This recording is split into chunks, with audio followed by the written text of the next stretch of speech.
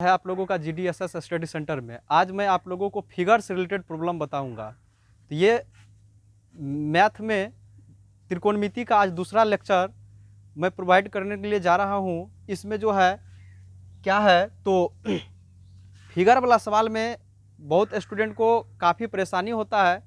तो ये वीडियो देखने के बाद आप लोगों को फिगर से रिलेटेड कोई भी सवाल आ जाएगा तो आप लोग देखते ही बना दीजिएगा। तो इसीलिए ये वीडियो से आप अंत तक जुड़े रहिएगा, आपको बहुत ही अच्छे से क्लियर होने वाला है फिगर से रिलेटेड प्रॉब्लम त्रिकोणमिति में। तो देखिए, सबसे पहले इस सब सवाल में होता है क्या, त्रिकोणमिति में एक समकोण त्रिभुज दिया गया रहता है और उस समकोण त्रिभुज में मतलब जो है सो एंगल सब का के साथ जो है त्रिकोणमितीय अनुपात हमको निकालना रहता है। तो इसमें होता है क्या, एक लॉजिक आपको देंगे, ये लॉजिक आप ध्यान में रखिएगा और ये लॉजिक आपको ध्यान में रहेगा तो इस फिगर से रिलेटेड प्रॉब्लम में आपको कहीं कोई परेशानी नहीं होगा। तो देखिए ये फिगर मतलब जो है लॉजिक क्या है, ये लॉजिक है, एक नॉट पॉइंट आपको देते हैं। ये नॉट पॉइंट ध्यान से मतलब जो है इसको याद रखिएगा कि त्रिकोणमितीय जाति में त्रिकोणमितीय जाति में त्रिकोणमितीय जाति में जो एंगल लगा रहता है, जो एंगल लगा रहता है, लगा रहता है उसके सामने वाले भुजा को, सामने वाले भुजा को लंब कहते हैं, लंब कहते हैं। अगर आपको ये नॉट पॉइंट क्लियर याद रहेगा, ये नॉट पॉइंट अगर आपको याद रहेगा तो आप फिगर वाला सवाल में कहीं कोई मिस नहीं कीजिएगा। तो इसीलिए देखिए ये नॉट पॉइंट के आधार पर इस सवाल को सॉल्व करेंगे। तो सबसे पहले इस सवाल को सॉल्व करने के लिए आपके सामने ये सवाल है कि दिए गए चित्र में sine alpha, cos alpha, tan theta, tan alpha, cosec A, sec C का मान ज्ञात करें। तो देखिए ये फिगर में होगा क्या, तो ये त्रिभुज आपको ABC एक त्रिभुज दे देगा। इस त्रिभुज में दो साइड दिया हुआ, कभी तीनों साइड दे देगा, कभी जो है दो साइड दिया हुआ रहेगा, एक साइड आपको निकालना रहेगा। या लंब दे देगा, कर्ण दे देगा। तो लंब और कर्ण दिया हुआ रहेगा तो आप आधार निकाल लीजिएगा, या आधार और कर्ण दिया हुआ रहेगा तो लंब निकाल लीजिएगा, या लंबे आधार दिया हुआ रहेगा तो कर्ण निकाल लीजिएगा। तो कोई एक चीज़ का मान आपको दिया हुआ रह सकता है फिगर में। तो मतलब जो है कोई एक चीज़ का मान आपको निकालना रहेगा, दो चीज़ का मान दिया हुआ रह सकता है आपको फिगर में। तो देखिए, तो यहाँ पर इसको सॉल्व कैसे करते हैं, तो यहाँ पर लिखेंगे सॉल्यूशन। इसके बाद सॉल्यूशन लिखने के बाद लिखेंगे गिवन दैट। गिवन दैट में जो गिवन दैट में फिगर में जो दिया गया है समकोण त्रिभुज में, राइट एंगल ट्रायंगल में, वो लिख लेंगे। समकोण त्रिभुज में क्या दिया हुआ है, AB बराबर दिया हुआ है 3 सेंटीमीटर, BC बराबर दिया हुआ है 4 सेंटीमीटर और AC बराबर दिया हुआ है 5 सेंटीमीटर। अब देखिए तो AC बराबर हो गया 5 सेंटीमीटर। इसके बाद देखिए बोला जा रहा है, क्या बोल रहा है, किसका मान निकालने, जो सवाल में पहले दिया हुआ था उसको लिख लिए। लिखने के बाद देखेंगे क्या निकालना है, तो निकालना हमको साइन अल्फा। तो पहले साइन अल्फा निकालना है, तो यहाँ पर लिखते हैं साइन अल्फा।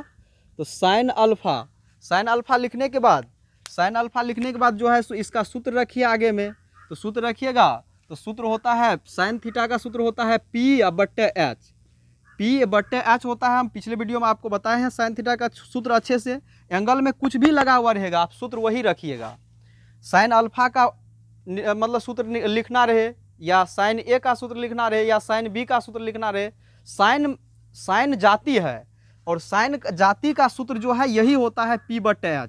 लंब और कर्ण का रेशियो ही होता है साइन थीटा।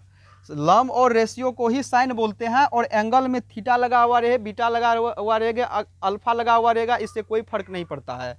तो चलिए, तो साइन अल्फा बराबर लिख दिए P/H। इसके बाद देखिए मान रखते हैं यहाँ से। तो देखिए आपको अभी तुरंत जो है सो एक नोट पॉइंट लिखाया है, त्रिकोणमितीय जाति में जो एंगल लगा रहता है उसके सामने वाले भुजा को लंब कहते हैं। देखिए त्रिकोणमितीय जाति में देखिए यहाँ पर कोण एंगल लगा हुआ है, तो कोण एंगल लगा हुआ है त्रिकोणमितीय जाति में जो है अल्फा एंगल लगा है। तो देखिए चलिए आपको हम फिगर में ले जाते हैं।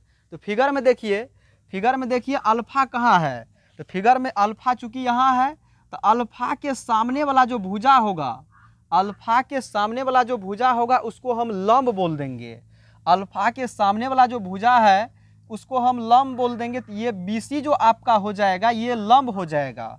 इसके बाद कर्ण तो फिक्स है कि 90 डिग्री के सामने वाला भुजा ही कर्ण होगा।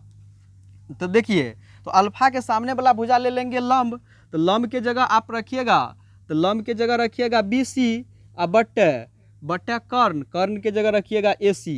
तो BC और बट्टे हो गया AC बराबर BC बट्टे AC हो गया। BC की जगह आप ले लीजिए 4। इसके बाद AC का मान चूंकि दिया हुआ है 5, तो 4/5 हो गया। तो यही हो गया आपका साइन अल्फा का वैल्यू। अब मान के चलिए साइन अल्फा मतलब जो दिया हुआ था दे दिए। इसके बाद मान के चलिए कॉस अल्फा निकालना है। तो कॉस अल्फा अभी हम तुरंत आपको बताए हैं, जिसका मान आपको निकालना होगा उसी का आगे में आप सूत्र रखिए। तो कॉस अल्फा का आगे में सूत्र रखिएगा, तो कॉस अल्फा का सूत्र रखिएगा तो B/H होता है। B/H, तो यहाँ से B चूज कीजिए, B कौन होगा फिगर से। तो यहाँ देखिए एंगल में सबसे पहले क्या लगा हुआ है, एंगल में अल्फा लगा हुआ है। तो अल्फा के सामने वाला भुजा ये तो लंब हो जाएगा। तो आपको लेकिन लंब लेना नहीं है, इसमें आधार लेना है। तो ये जब लंब हो गया तो आधार कौन होगा, तो आधार तो ये नहीं हो सकता है। आधार जब भी होगा तो यही होगा। आधार जब भी होगा, चूंकि ये लंब हो गया तो आधार यही होगा। आधार की जगह होगा, मतलब जो है आधार की जगह होगा AB। अब बट्टा हो जाएगा कर्ण तो फिक्स है, कर्ण H AC। तो AB का मान हो गया 3 और बट्टे AC का मान हो गया 5। तो 3/5 हो गया ये आपका फाइनल। इसके बाद टेन थीटा है, तो टेन थीटा बराबर लिखिए। टेन थीटा बराबर सूत्र हो जाएगा P/B। अब चलिए फिगर में देखते हैं थीटा कहाँ पर है। तो फिगर में आपको थीटा जो है, थीटा यहाँ है। तो थीटा के सामने वाला जो भुजा होगा उसको लंब बोलेंगे। तो इस बार देखिए इसके सामने वाला भुजा चूंकि ये है तो ये हो जाएगा लंब। थीटा के सामने वाला भुजा ये है तो ये हो जाएगा लंब।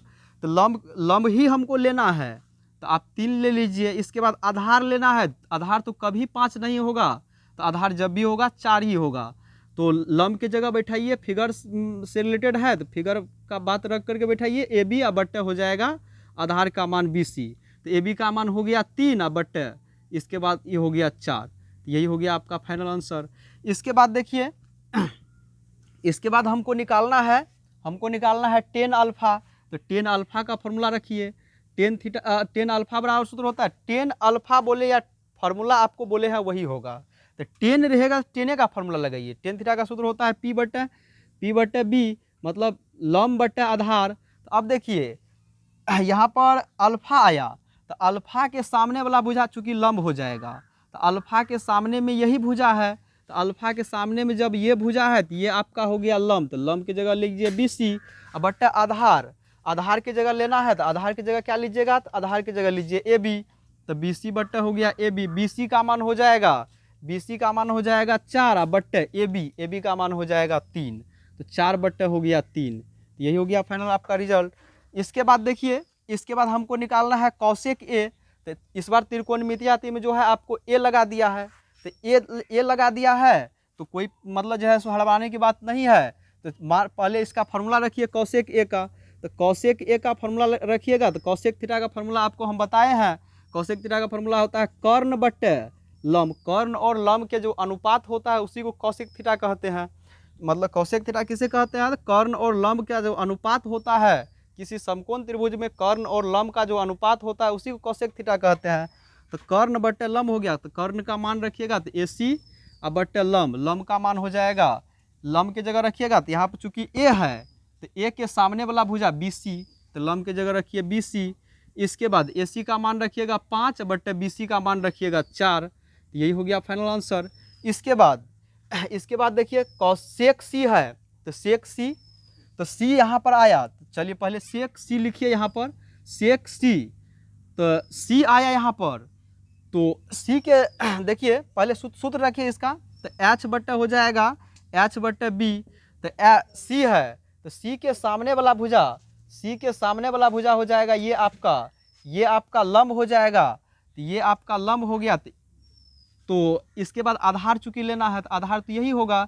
इसके बाद कर्ण तो अपना जगह पर फिक्स है, तो यानी कि कर्ण लेना है तो कर्ण का मान हो जाएगा ए सी, अब बट्टे बी यानी कि आधार लेना है तो आधार का मान हो जाएगा, तो सी था तो सी के सामने वाला हो जाए ई, चूँकि लंब हो गया तो आधार तो यही होगा, आधार का मान बी सी हो जाएगा।